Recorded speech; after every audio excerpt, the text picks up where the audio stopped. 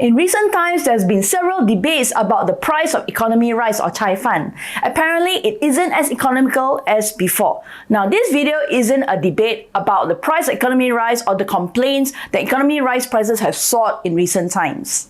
Hi, I'm Fran for the Corporate Breakout couple. We broke up the corporate rat race in the year 2020 at the age of 40 years old. And we make videos about the retired life and cost of living and so forth. So this video is really about, are you willing to eat chai fan for the rest of your retired life? Stay tuned. Hey John, you go and grab us a table, I go order food. What do you want to eat? I want to eat a chicken chop from the Western store. Cannot, out of our budget. The chicken teriyaki from the Japanese store. Yo, John, even worse. Must I remind you we're retired? We only have $5 per person. Okay, I tell you what, never mind. I go economy rice, I buy for you, okay? You go grab us a table, ah? Okay. Economy rice again. I'm back, here you go. Hey, guess how much? $4.90 only. I saved 10 cents. Woohoo! What is this? What? 2 veggie and 1 miserable protein only. Oh, okay, well, you're retired. You need so much protein for what? Eat more rice lah. Hey.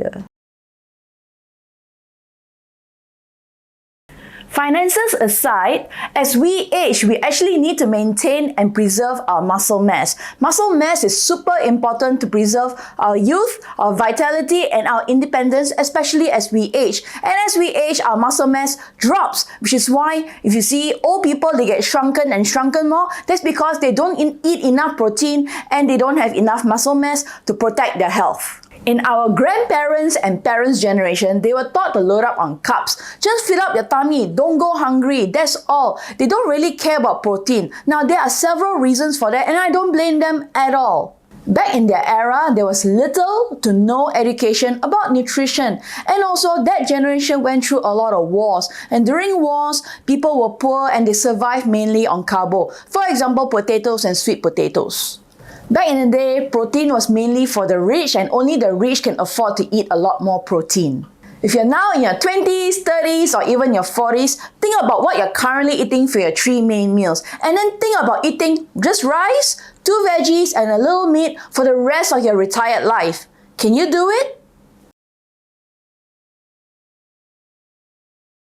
In the traditional retirement route, when you stop working, your income also stops. And you know what else also stops? Gone are the days where you can afford to eat steak, roast chicken, salmon, and steamed fish regularly. Let's talk about inflation. If you're currently in your 20s, 30s, even in your 40s, can you imagine how much a plate of chai fan or economy rice will cost when you hit retirement age? Let's not even talk about 65 years old when you get there. Even 50, 55 years old, how much do you think a plate of economy rice will cost then?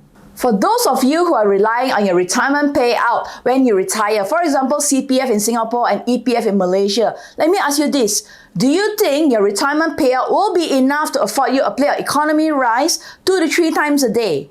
We started this video talking about chai fan, but it really isn't about chai fan at all, is it? Actually, this video is really about how you want to approach your retirement. This is how a typical retirement looks like. You put your hope in your one job all your career. And then before you retire, you put your hope in your one house. You then play the downgrade game. This is how the game looks like, okay? If you stay in a landed home, you downgrade the home to a condo. If you stay in a condo, you downgrade to a HDB. If you're staying in a 5-room HDB, you downgrade to a 4-room or 3-room HDB. Basically, you are downgrading your entire life. So here's some food for thought.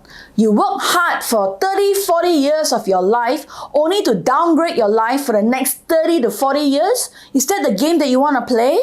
That is operating from a very scarcity mindset. You hold on so tight to what you have and then you also sell what you have. Now the question is, what happens when you run out of things to sell? Then what? What is a scarcity mindset? There are some signs that point towards a scarcity mindset. I'm going to share with you 4. Number 1, fear of not having enough. If you find yourself constantly worrying about the future, about money, counting your pennies and your dollars, worrying whether you get scammed by constantly checking your bank account, that excessive worry can lead to anxiety and stress, and it keeps you in a state of lack. Number 2, constant comparison. If you find yourself always looking at other people and what they are doing, what they have, let's say on social media, or your friends, or your colleagues, you might be limiting your own success and your happiness because you are giving them your time and energy and you're focusing on them instead of yourself. Let me share with you a secret. Nobody cares because they are too busy looking at themselves anyway. Perhaps you can consider this. Every time you are faced with a choice, make a conscious decision to spend your precious time and energy to work on yourself and to the things that matter most to you. The third sign of a scarcity mindset is resistance to change. And the resistance to change actually comes from a place of protection, protecting what scarce resources you have, protecting your comfort zone, the things that you are used to seeing, the things that you're used to having, and the things you are used to doing. And unfortunately, the unwillingness to try and experience new things might stagnate your growth. And as the world is moving forward, you might be going the other direction. The fourth sign is limited belief in opportunities. Do you believe that opportunities are all around us and in abundance? Or do you believe that opportunities only happen to those who are lucky? Whichever your answer is, that will tell you whether you're operating from abundance or from scarcity.